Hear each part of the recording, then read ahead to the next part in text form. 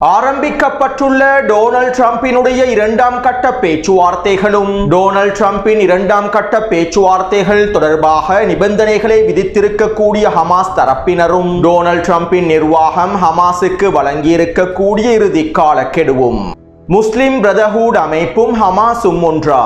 முஸ்லிம் பிரதர்ஹுடினுடைய அரசியல் ஆதிக்கத்தினை யஹ்யா சின்வர் அவர்கள் எவ்வாறு நீக்கினார்?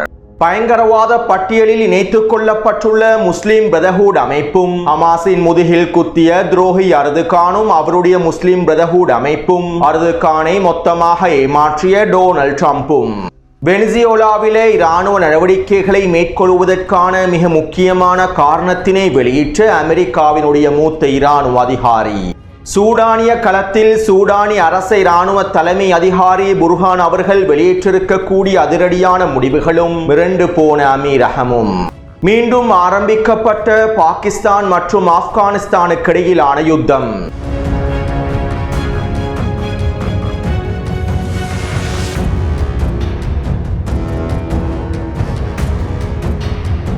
4 வாரங்களுக்கு முன்பு ஆப்கானிஸ்தானுக்கும் பாகிஸ்தானுக்கும் இடையிலான யுத்த நிறுத்த பேச்சுவார்த்தைகள் இஸ்தான்புல் நகரில் நடைபெற்றிருந்தன.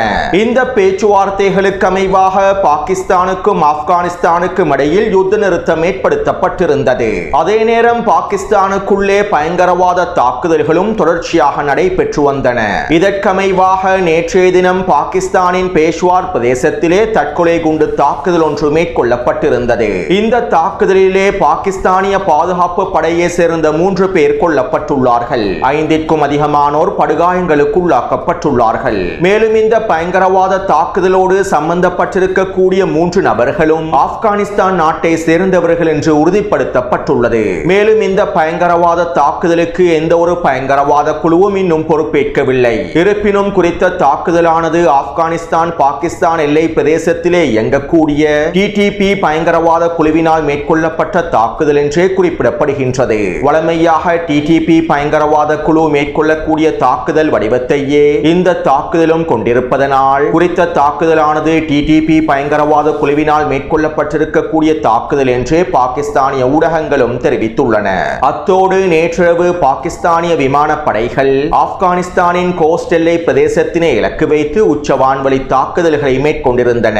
இந்த வான்வழி தாக்குதலிலே 15க்கும் அதிகமான நபர்கள் கொல்லப்பட்டிருப்பதாகவும் இவர்களில் 3 குழந்தைகளும் 4 பெண்களும் உள்ளடங்குவதாகவும் ஆப்கானிஸ்தானிய ஊடகங்கள் தெரிவித்துள்ளன. அத்தோடு பாகிஸ்தான் எல்லை பிரதேசத்திலே மேற்கொண்டிருக்கக்கூடிய இந்த உச்ச வான்வழி தாக்குதலினால் இஸ்தான்புல் நகரிலே மேற்கொள்ளப்பட்ட ஒப்பந்தமானது மீறப்பட்டிருப்பதாகவும் பாகிஸ்தான் குறித்த யுத்த நிறுத்த ஒப்பந்தத்தினை மீறி இருப்பதாகவும் இதற்கமைவாக நாங்கள் தகுந்த பதிலடிகளை சரியான நேரத்தில் வழங்குவோம் என்றும் ஆப்கானிஸ்தானினுடைய தலிபான் அரசாங்கம் அறிவித்துள்ளது. எனவே இனி வரக்கூடிய நாட்களில் ஆப்கானிஸ்தானுக்கும் பாகிஸ்தானுக்கும் இடையிலான அடுத்த கட்ட போரும் ஆரம்பிக்கப்பட போகின்றது. அடுத்து நேற்றைய தினம் டொனால்ட் ட்ரம்பினுடைய நிர்வாகம் வெனிசுவேலாவினுடைய அதிபர் நிக்கோலஸ் மதுரோ அவர்களை வெளிநாட்டு பயங்கரவாதியாக அறிவித்துள்ளது. வெனிசுவேலாவிலே இயங்கக்கூடிய கார்டல் டி லொஸ் சோல்ஸ் என்கின்ற போதைப் பொருள் கும்பலுக்கு வெனிசுவேலாவினுடைய அதிபர் நிக்கோலஸ் மதுரோ அவர்களே தலைவராக செயற்படுகின்றார். இவருடைய தலைமைக்கு கீழால் தான் குறித்த போதைப் பொருள் கும்பலானது செயற்படுகின்றது. இதனால் நாங்கள் குறித்த போதைப் பொருள் கும்பலையும் அதனுடைய தலைவராக இருக்கக்கூடிய நிக்கோலஸ் மதுரோவையும் வெளிநாட்டு பயங்கரவாதி அறிவிக்கின்றோம் என நேற்றைய தினம் வெள்ளை மாளிகை உத்தியோகபூர்வமாக அறிவித்தது. எனவே இதற்கமைவாக அமெரிக்க காங்கிரசினுடைய அனுமதியை பெற்றுக் கொள்ளாமலேயே டொனால்ட் ட்ரம்பின் நிர்வாகத்தினால் நிக்கோலஸ் மதுரோவுக்கு எதிரான செயற்பாடுகளை இராணுவ நடவடிக்கைகளை மேற்கொள்ள முடியும். அமெரிக்க காங்கிரசினுடைய அனுமதியை பெற்றுக் கொள்ளாமலேயே நிக்கோலஸ் மதுரோவை படுகொலை செய்ய முடியும் அல்லது கைது செய்ய முடியும். மேலும் வெனிசுவேலாவுக்கு எதிரான இராணுவ நடவடிக்கைகளையும் தரைவழி தாக்குதல்களையும் ஆரம்பிக்க முடியும். அத்தோடு வெள்ளை மாளிகையினுடைய இந்த அறிவிப்புக்கு வெனிசுவேலாவினுடைய அரசாங்கம் இவ்வாறு பதில் வழங்கியுள்ளது. இல்லாத ஒரு போதைப் பொருள் குழுவுக்கு அமெரிக்க அரசாங்கம் நிக்கோலஸ் மதுரோவை தலைவராக அடையாளப்படுத்தியுள்ளது. இது ஒரு இட்டுக்கட்டப்பட்ட புனையப்பட்ட சதி திட்டமாகும். வெனிசுவேலாவுக்குள்ளே இராணுவ நடவடிக்கைகளை ஆரம்பித்து தரைவழி தாக்குதல்களை ஆரம்பித்து வெனிசுவேலாவிலே ஆட்சி மாற்றத்தினை ஏற்படுத்துவதற்காகத்தான் இவ்வாறான போலியான குற்றச்சாட்டுக்களை அமெரிக்க அரசாங்கம் வெனிசுவேலா மீது சுமத்தியுள்ளது என வெனிசுவேலாவினுடைய ஈரானுடைய அரசாங்கம் அமெரிக்காவுக்கு பதில்களை வழங்கியுள்ளது. மேலும் வெள்ளை மாளிகையினுடைய இந்த அறிக்கைகளை நாங்கள் ஒருபொழுதும் ஏற்றுக்கொள்ளப் போவதில்லை என்றும் வெனிசுவேலா மக்கள் இதனை ஒருபொழுதும் ஏற்றுக்கொள்ள மாட்டார்கள் என்றும் குறித்த அறிக்கையில் வெனிசுவேலாவினுடைய அரசாங்கம் குறிப்பிட்டுள்ளது. அத்தோடு அமெரிக்க மூத்த இராணுவ அதிகாரி ஒருவர் ஃபாக்ஸ் நியூஸ் ஊடகத்திடம் இவ்வாறு தெரிவித்துள்ளார். நாங்கள் வெனிசுவேலாவிலே நிக்கலஸ் மதுரோவை மாத்திரம் குறிவைக்கவில்லை. வெனிசுவேலாவிலே ஆட்சி மாற்றத்தினை ஏற்படுத்துவதற்காக மாத்திரம் நாங்கள் வெனிசுவேலாவிலே இராணுவ நடவடிக்கைகளை ஆரம்பிக்கப் போவதில்லை. வெனிசுவேலாவிலே ஈரான், ரஷ்யா மற்றும் சீனாவினுடைய ஆதிக்கம் அதிகரித்து விட்டது. இவர்களை மேற்கு அரைக்கோளத்திலிருந்து முழுமையாக வெளியேற்றிவிட வேண்டும். தென் அமெரிக்க பிராந்தியத்திலே ஈரான், சீனா மற்றும் ரஷ்யாவினுடைய ஆதிக்கத்தை முடிவுக்கு கொண்டு வர வேண்டும். அதிலும் குறிப்பாக வெனிசுவேலாவிலே ஈரானினுடைய ஆதிக்கம் அதிகரித்து விட்டது. வெனிசுவேலாவிலே அதிகளவான ஆயுதங்களை ஈரான் குவித்து வருகின்றது.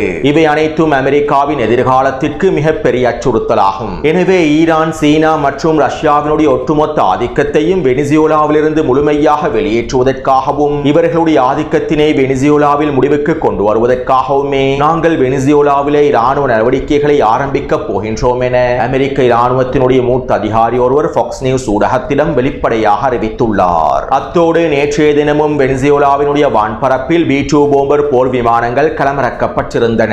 வெனிசுவேலாவினுடைய அதிபர் நிக்கலஸ் மதுரோவுக்கு உச்சழுத்தங்களை வழங்கும் நோக்கத்தோடுமே B-2 போம்பர் போர் விமானங்கள் தொடர்ச்சியாக களமிறக்கப்பட்டு எச்சரிக்கைகளை விடுத்து வருவதாக தெரிவிக்கப்படுகின்றது. அது மட்டுமல்லாமல் அமெரிக்கா வெனிசுவேலாவுக்கு எதிராக இந்த உச்செச்சரிக்கைகளை வழங்கியதற்கு பின்பு டொனால்ட் ட்ரம்பினுடைய நிர்வாகம் நிக்கலஸ் மதுரோவோடு பேச்சுவார்த்தைகளை மேற்கொள்வதற்கும் திட்டமிட்டிருப்பதாகவும் சில ஆதாரங்களில் இருந்து தகவல்கள் கசிவடைந்துள்ளன.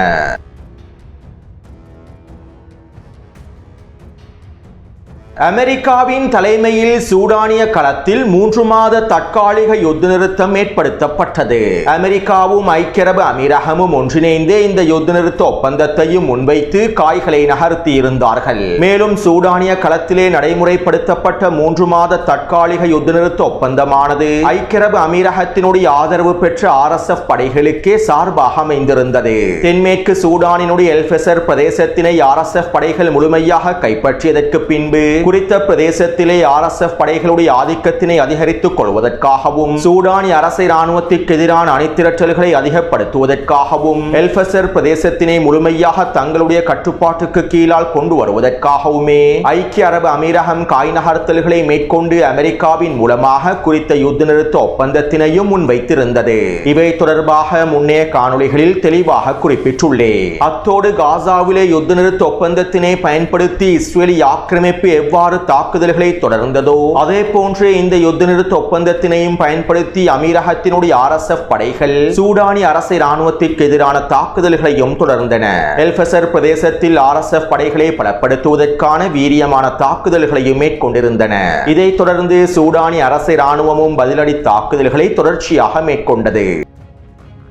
இப்படியான நிலைமையில் நேற்றைய தினம் அமீரகத்தினுடைய ஆதரவை பெற்றிருக்கக்கூடிய RSF படையினுடைய தளபதியான ஹம்தான் டாக்லோ விசேட அறிக்கை ஒன்றை வெளியிட்டிருந்தார். அமெரிக்காவினால் முன்வைக்கப்பட்டிருக்கக்கூடிய 3 மாத தற்காலிக யுத்த நிறுத்தத்தினை நாங்கள் முழுமையாக ஏற்றுக்கொள்கின்றோம். இந்த யுத்த நிறுத்த ஒப்பந்தத்திற்கு அமைவாக நாங்கள் தாக்குதல்களில் இருந்து பின்வாங்குகின்றோம். மேலும் டொனால்ட் ட்ரம்பின் நிர்வாகத்தினால் முன்வைக்கப்பட்டிருக்கக்கூடிய இந்த யுத்த நிறுத்த ஒப்பந்தமானது எங்களுடைய தேசிய கொள்கைகளில் வேரூன்றியுள்ளது. இதனால் நாங்கள் குறித்த ஒப்பந்தத்தினை தற்போது முழுமையாக ஏற்றுக்கொண்டுள்ளோம். மேலும் டொனால்ட் ட்ரம்பினுடைய நிர்வாகத்தோடு ஒன்றிணைந்து சூடானிய களத்திலே அடுத்த கட்ட வேலை திட்டங்களை மேற்கொள்வதற்கும் நாங்கள் தயாராகவே இருக்கின்றோம் என அமீரகத்தினுடைய ஆதரவு பெற்ற RSF படைகளுடைய தளபதி ஹம்தான் டாக்லோ தெரிவித்துள்ளார். அதாவது சூடானிய களத்தில் சவுதி அரேபியாவும் ஐக்கிய அரபு அமீரகமும் அமெரிக்காவை நேரடியாக களமிறக்கி யுத்த நிறுத்த ஒப்பந்தத்தினை ஏற்படுத்தி அந்த யுத்த நிறுத்த ஒப்பந்தத்தினை நிரந்தர யுத்த நிறுத்தமாக மாற்றி சூடானை 2 பிரதேசங்களாக முழுமையாக பிரிப்பதற்காகவே இவர்கள் திட்டமிடுகின்றார்கள். குறித்த வரைபடத்திற்கு அமைவாக மஞ்சள் நிறத்தினால் காண்பிக்கப்பட்டிருக்கக்கூடிய சூடானினுடைய தென்மேற்கு பிரதேசங்கள் அனைத்தும் அமீரகத்தினுடைய RSF படைகளுடைய கட்டுப்பாட்டிலேயே இருக்கின்றது. சிவப்பு நிறத்தினால் காண்பிக்கப்பட்டிருக்கக்கூடிய பிரதேசங்களே சூடானிய அரசு இராணுவத்தினுடைய கட்டுப்பாட்டில் இருக்கின்றன. மேலும் சூடானினுடைய மேற்கு பிரதேசத்திலே இருக்கக்கூடிய மிக முக்கியமான தங்கச் சுரங்கங்களும் எண்ணெய் வளங்களும் கனிய வளங்களும் RSF படைகளுடைய கட்டுப்பாட்டிலேயே இருக்கின்றது. எனவே இப்படியான நிலைமையில் இரு தரப்பினருக்கும் இடையில் யுத்த நிறுத்தத்தினை ஏற்படுத்தி இரு தரப்பினரையும் அங்கீகரித்து இரண்டு அரசாங்கங்களை அங்கீகரிக்கக்கூடிய வேலை திட்டத்தையே அமெரிக்காவை பயன்படுத்தி மேற்கொள்வதற்கான வேலை திட்டங்களை முன்னெடுத்து வருகின்றன. இந்த தற்காலிக யுத்த நிறுத்த ஒப்பந்தத்திற்கு அமைவாக இவ்வாறு பிரதேசங்கள் பிரிக்கப்பட்டு சூடானிலே இரண்டு அரசாங்கங்கள் உருவாக்கப்படுமாக இருந்தால் அது சூடானிய மக்களுக்கு மிகப்பெரிய இழப்பாகவும் மாறிவிடும். அது மட்டுமல்லாமல் சூடானிய அரசு இராணுவத்திற்கும் மிகப்பெரிய இழப்பாக மாறிவிடும். எல்லாவிதமான கனிய வளங்களையும் தங்கச் சுரங்கங்களையும் அமீரகத்தினுடைய RSF படைகள் முழுமையாக தங்களுடைய கட்டுப்பாட்டுக்கு கீழால் கொண்டு வந்து விடுவார்கள். மேலும் இது சூடானிய மக்களின் உரிமைகளை வளங்களை மீறக்கூடிய செயற்பாடாகவும் அமைந்துவிடும். எனவே இப்படியான நிலைமையில் தான் நேற்றிரவு சூடானிய அரசு இராணுவத்தினுடைய தலைமை அதிகாரி அப்துல் ஃபத்தா அல் புர்ஹான் அவர்கள் அதிரடியான அறிவிப்புகளை வெளியிட்டார். நாங்கள் இந்த 3 மாத தற்காலிக யுத்த நிறுத்தத்தினை முழுமையாக நிராகரிக்கின்றோம். ஐக்கிய அரபு அமீரகத்தோடு இணைந்து அமெரிக்கா முன்வைத்திருக்கக்கூடிய குறித்த தற்காலிக யுத்த நிறுத்த ஒப்பந்தத்தினை நாங்கள் முழுமையாக நிராகரிக்கின்றோம். இந்த யுத்த நிறுத்த ஒப்பந்தத்தினை நாங்கள் ஒரு பொழுதும் ஏற்றுக்கொள்ளப் போவதில்லை. சூடானிய மக்களும் இந்த யுத்த நிறுத்த ஒப்பந்தத்தினை ஏற்றுக்கொள்ளப் போவதில்லை. RSF படைகளுக்கு எல்லா விதமான ஆயுதங்களையும் அனைத்து விதமான நிதியுதவிகளையும் வழங்கி சூடானிய மக்களை இனப்படுகொலை செய்வதில் நேரடியாக சம்பந்தப்பட்டிருக்கக்கூடிய ஐக்கிய அரபு அமீரகத்தை மத்தியஸ்தர்களாக இணைத்துக் கொண்டு வடிவமைக்கப்பட்டிருக்கக்கூடிய இந்த ஒப்பந்தத்தினை எங்களால் ஏற்றுக்கொள்ளவே முடியாது. சூடானிய மக்களை இனப்படுகொலை செய்த சக்திகளினால் ஒரு பொழுதும் மத்தியஸ்தர்களாக இருக்கவே முடியாது. எனவே இதனால் நாங்கள் இந்த யுத்த நிறுத்த ஒப்பந்தத்தினை ஏற்றுக்கொள்ளப் போவதில்லை. எங்களுக்கு யுத்த நிறுத்தமும் தேவையில்லை. சூடானிய மக்களுடைய நிலங்களை RSF ஆக்கிரமிப்பு படைகளிடமிருந்து நாங்கள் முழுமையாக மீட்டெடுப்போம். சூடானிய மக்களுடைய வளங்களையும் நாங்கள் மீட்டெடுத்து பாதுகாப்போம். இனி வரக்கூடிய நாட்களில் அமீரகத்தினுடைய ஆதரவு பெற்ற RSF ஆக்கிரமிப்பு படைகளுக்கு எதிராக நாங்கள் வீரியமான தாக்குதல்களை மேற்கொள்வோம் என சூடானிய அரசு இராணுவத்தினுடைய தலைமை அதிகாரி அப்துல் ஃபத்தா அல் புர்ஹான் அவர்கள் தெரிவித்துள்ளார். அது மட்டுமல்லாமல் சூடானிய களத்திலே ஈரானினுடைய இராணுவ சரக்கு விமானங்கள் தொடர்ச்சியாக களமிறக்கப்பட்டு வருகின்றன. சூடானிய அரசு இராணுவத்திற்கு தேவையான அதிகளவான ஆயுதங்களும் ஏவுகணைகளும் வான் பாதுகாப்பு அமைப்புகளும் தொடர்ச்சியாக களமிறக்கப்பட்டு வருகின்றன. சூடானிய அரசு இராணுவத்திற்கு தேவையான எல்லா விதமான உதவிகளையும் ஈரான் முழுமையாக வழங்கி வருகின்றது. மேலும் இனி வரக்கூடிய நாட்களில் அமீரகத்தினுடைய ஆதரவு பெற்ற RSF படைகளுக்கு எதிராக வீரியமான தாக்குதல்கள் மேற்கொள்ளப்படும் என்றும் எதிர்பார்க்கப்படுகின்றது. தென்மேற்கு சூடானில் இழந்த பிரதேசங்களை முழுமையாக மீட்டெடுப்பதற்காகவும் எல்ஃபசர் பிரதேசத்தினை மீட்டெடுப்பதற்காகவும் எல்ஃபசர் பிரதேசத்திலே RSF படைகளுடைய ஆதிக்கத்தினை பலவீனப்படுத்துவதற்காகவும் சூடானிய அரசு இராணுவம் அதிரடியான நடவடிக்கைகளை மேற்கொள்ளப் போவதாகவும் தெரிவிக்கப்படுகின்றது. அத்தோடு சூடானிய களத்திலே தற்போது ஏற்பட்டிருக்கக்கூடிய இன்னும் ஒரு மிக ஆபத்தான விடயம் என்னவென்றால் டீல் மாஸ்டர் துரோகி அர்துகான் சவுதி அரேபியா மற்றும் கத்தாரோடு ஒன்றிணைந்து சூடானிய களத்திலே நிரந்தர யுத்த நிறுத்தத்தினை ஏற்படுத்துவதற்கான பேச்சுவார்த்தைகளை ஆரம்பிக்கப் போவதாக அறிவித்துள்ளார். காசாவினுடைய யுத்த நிறுத்த ஒப்பந்தத்திலே ஹமாஸினுடைய முதுகில் குத்தியதை போன்று சூடானிய அரசு இராணுவத்தினுடைய முதுகிலும் குத்துவதற்கு டீல் மாஸ்டர் துரோகி அர்துகான் தயாராகி வருகின்றார். டீல் மாஸ்டர் துரோகி அர்துகான் மத்திய கிழக்கு பிராந்தியத்தில் அவருக்கு தேவையான அரசியல் நலன்களை பெற்றுக் கொள்வதற்காக தற்போது சூடானிய மக்களையும் பணயம் வைக்கப் போகின்றார். மேலும் சூடானிய விவகாரத்திலும் துரோகி அர்துகான் துருப்புச் சீட்டாக முஸ்லிம் பிரதர்ஹுடையே பயன்படுத்தப் போகின்றார். அதாவது டொனால்ட் ட்ரம்பின் காசா தொடர்பான ஒப்பந்தத்தில் ஹமாஸை சம்மதிக்க வைப்பதற்காக டீல் மாஸ்டர் துரோகி அர்துகான் முஸ்லிம் பிரதர்ஹுட் தலைவராகவே செயற்பட்டார். துரோகி அர்துகானின் நிலைப்பாடுகளுக்கு ஆதரவான ஹமாஸினுடைய முன்னாள் தலைவர்களில் ஒருவரான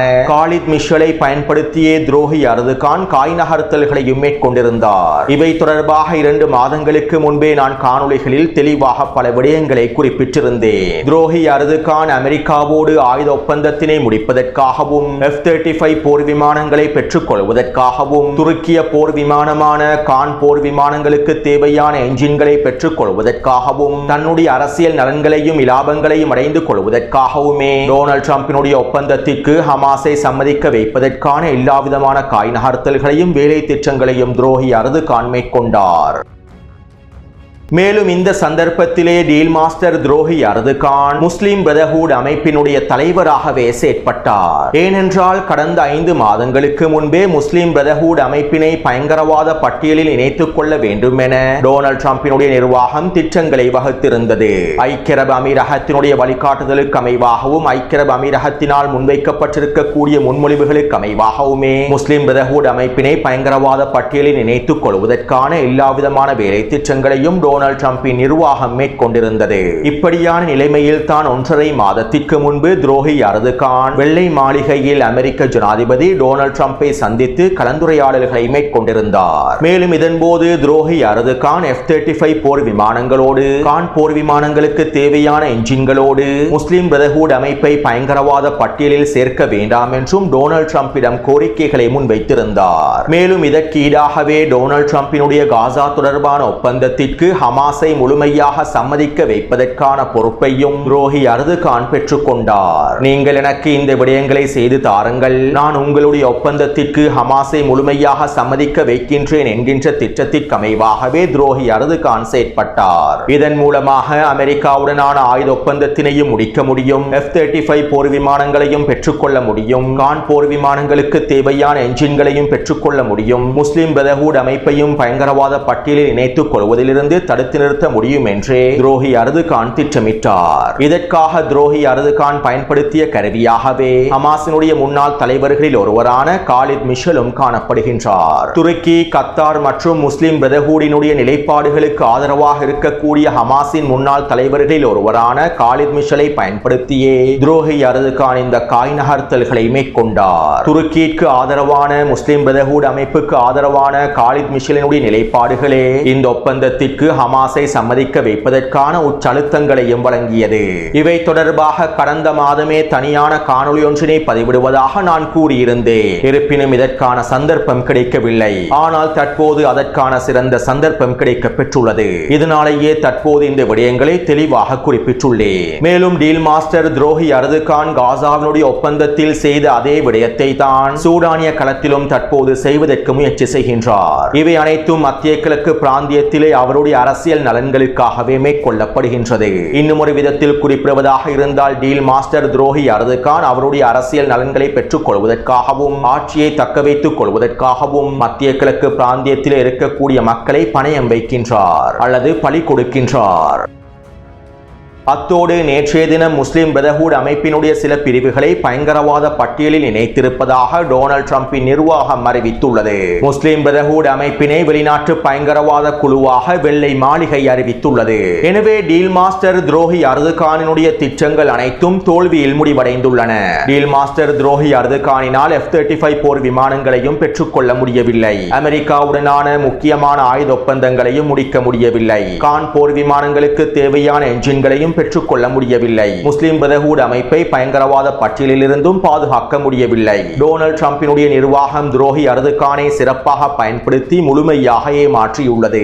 இந்த நலன்களை பெற்றுக் கொள்வதற்காகவே அடிமை துரோகி அர்துகான் மத்தியஸ்தராக களமிறங்கி ஹமாஸுக்கு உச்சழுத்தங்களை வழங்கி ஒப்பந்தத்திற்கு ஹமாஸை சம்மதிக்க வைத்து போலியான வாக்குறுதிகளை ஹமாஸுக்கு வழங்கி ஒப்பந்தத்திற்கு ஹமாஸை சம்மதிக்க வைத்து தற்போது டொனால்ட் ட்ரம்பினுடைய நிர்வாகத்தினால் முழுமையாக ஏமாற்றப்பட்டுள்ளார். மேலும் முஸ்லிம் பிரதர்ஹுட் தலைவராக துரோகி அர்துகான் செய்திருக்கக்கூடிய இந்த செயற்பாடுகளினால் ஹமாஸ் ஏமாற்றப்பட்டுள்ளது.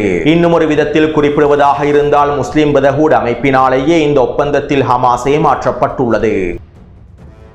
அத்தோடு இன்னும் ஒரு விடயத்தினை நீங்கள் அனைவரும் தெளிவாக புரிந்து கொள்ள வேண்டும். முஸ்லிம் பிரதர்ஹுட் அமைப்பும் ஹமாஸும் ஒன்று என பலர் நினைத்துக் கொண்டிருக்கின்றார்கள். ஹமாஸினுடைய ஆரம்ப கால பகுதியில் அரசியல் செல்வாக்கை பெற்றுக் கொள்வதற்காக மாத்திரமே ஹமாஸினுடைய தலைவர்கள் முஸ்லிம் பிரதர்ஹுட் அமைப்போடு இணைந்து செயற்பட்டார்கள். அதுவும் அரசியல் ரீதியாக மாத்திரமே ஒன்றிணைந்து செயற்பட்டார்கள். மேலும் 2013ஆம் ஆண்டுகளுக்கு பிறகு யஹ்யா சின்வர் அவர்கள் ஹமாஸில் இருக்கக்கூடிய முஸ்லிம் பிரதர்ஹுடினுடைய ஆதிக்கத்தையும் அரசியல் செல்வாக்கையும் முழுமையாக நீக்குவதற்கான எல்லாவிதமான வேலை திட்டத்தையும் முன்னெடுத்தார். ஹமாஸில் இருந்த முஸ்லிம் பிரதர்ஹுடினுடைய அரசியல் செல்வாக்கை முழுமையாக நீக்க வேண்டும் என்பதற்காகவும் ஹமாஸிலிருந்து முஸ்லிம் பிரதர்ஹுடை முழுமையாக துடைத்தெறிய வேண்டும் என்பதற்காகவும் பல வேலை திட்டங்களை முன்னெடுத்திருந்தார். இதற்கமைவாகவே 2016ஆம் ஆண்டு ஹமாஸின் தலைவராக இருந்த காலித் மிஷலும் பதவி நீக்கப்பட்டார். இஸ்மாயில் ஹனியா அவர்கள் புதிய தலைவராக நியமிக்கப்பட்டார். ஹமாஸில் ஆதிக்கம் செலுத்திய முஸ்லிம் பிரதர்ஹுடினுடைய அரசியல் செல்வாக்கை யஹ்யா சின்வர் அவர்கள் முழுமையாக வெற்றிகரமாக நீக்கினார். அரசியல் காய் நகர்த்தல் என்கின்ற பெயரில் அமெரிக்காவோடும் ஜியோனிச தலைவர்களோடும் ஒப்பந்தங்களை மேற்கொள்ளக்கூடிய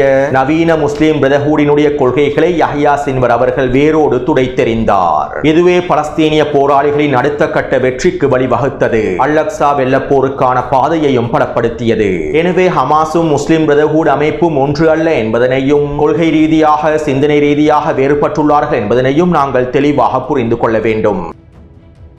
அடுத்து கடந்த ஞாயிற்றுக்கிழமை ஹமாஸினுடைய செயற்பாட்டு தலைவர் கலீல் ஹையா அவர்களும் ஏனைய ஹமாஸின் பிரதிநிதிகளும் எகிப்திலே களமிறங்கியிருந்தார்கள். அடிமை மத்தியஸ்தர்களோடு கலந்துரையாடல்களை மேற்கொள்வதற்காகவே எகிப்தில் களமிறங்கியிருந்தார்கள். மேலும் இந்த சந்தர்ப்பத்திலே அடிமை மத்தியஸ்தர்கள் டொனால்ட் ட்ரம்பினுடைய இரண்டாம் கட்ட பேச்சுவார்த்தைகளையே மேற்கொண்டிருந்தார்கள். டொனால்ட் ட்ரம்பினுடைய இரண்டாம் கட்ட ஒப்பந்தத்தினை நடைமுறைப்படுத்துவது தொடர்பாகவும் சர்வதேச படைகளை காசாவில் களமிறக்குவது தொடர்பாகவும் ட்ரம்பினுடைய இரண்டாம் கட்ட நிபந்தனைகளை முழுமையாக நிறைவேற்றுவது தொடர்பாகவுமே அடிமை மத்தியஸ்தர்கள் பேச்சுவார்த்தைகளை மேற்கொண்டிருந்தார்கள். டொனால்ட் ட்ரம்பின் முதலாம் கட்ட நிபந்தனைகளுக்கு அமைவாக எந்த ஒரு நிபந்தனைகளும் செயற்படுத்தப்படவில்லை என்பது தொடர்பாகவும் ரஃபா கடவை பிரதேசம் முழுமையாக திறக்கப்படவில்லை என்பது தொடர்பாகவும் இஸ்ரேலி ஆக்கிரமிப்பின் தாக்குதல்கள் நிறுத்தப்படவில்லை என்பது தொடர்பாகவும் அடிமை மத்தியஸ்தர்கள் எந்தவிதமான கருத்துக்களையும் பேச்சுவார்த்தைகளையும் முன்வைக்கவில்லை. டொனால்ட் ட்ரம்பினுடைய முதலாம் கட்ட நிபந்தனைகளுக்கு அமைவாக அனைத்தும் நடைபெற்று முடிந்துவிட்டது போன்றே அடிமை மத்தியஸ்தர்கள் பேச்சுவார்த்தைகளை மேற்கொண்டிருந்தார்கள். இருப்பினும்